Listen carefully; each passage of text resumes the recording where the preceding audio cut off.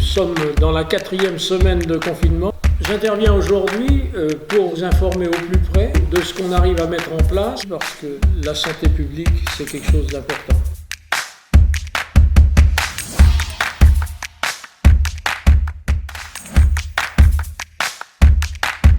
Hier, j'ai réuni la commission des marchés de Charny avec un maire délégué et la gendarmerie. Tout ça pour voir si l'on pouvait réouvrir une partie du marché en tenant compte des conditions que la préfecture nous met, c'est-à-dire des règles très très strictes. Ça nous a semblé complètement impossible à tenir. Donc on a réfléchi comment on pouvait faire vivre nos producteurs parce qu'il ne s'agit pas non plus des enterrer.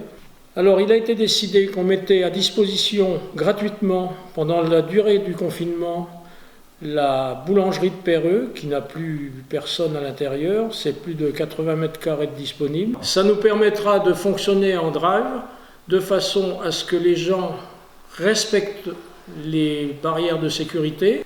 Et là, j'ai déjà 2 producteurs qui se sont inscrits pour dimanche prochain, Hubert Nevers de Fleury-la-Vallée et puis la marchande de fromage de chèvre de Villeneuve-les-Genêts.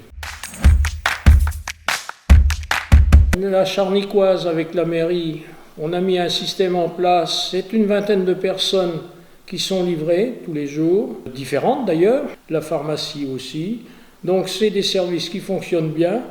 Je pense que là, on ne peut que féliciter les gens qui se sont mouillés sur le sujet.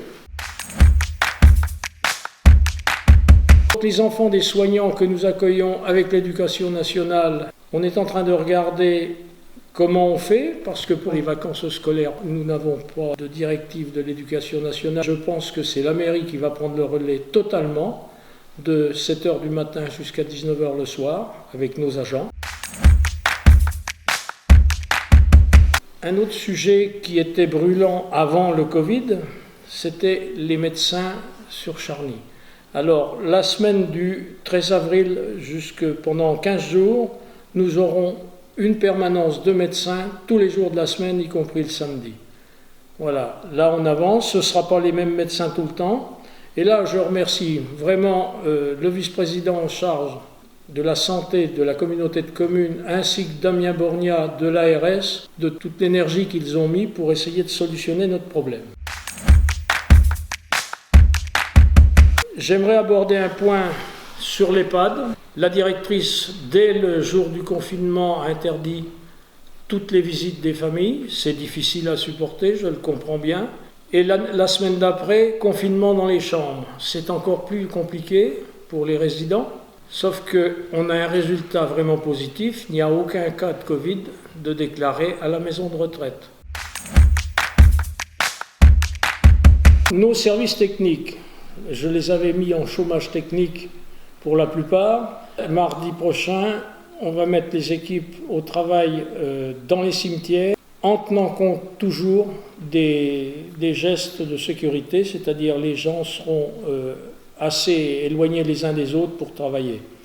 J'ai lancé, en vertu des pouvoirs qui m'ont été conférés par la dernière loi votée par le Parlement, j'ai lancé le marché de voirie parce qu'il est important que nos entreprises puissent continuer à travailler. Nous avons un réel problème, c'est de l'approvisionnement en grave émulsion pour boucher les trous dans les voiries. Il n'y a pas de centrale ouverte aujourd'hui et malheureusement les trous s'agrandissent. J'ai des remarques, mais oui, mais on ne peut pas le faire.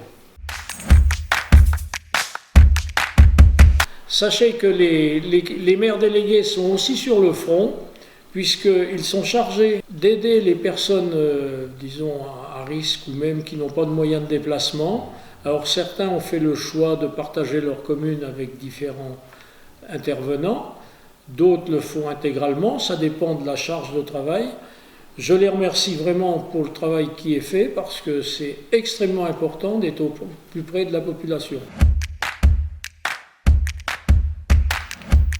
Merci d'avoir pris le temps de m'écouter et à la prochaine fois.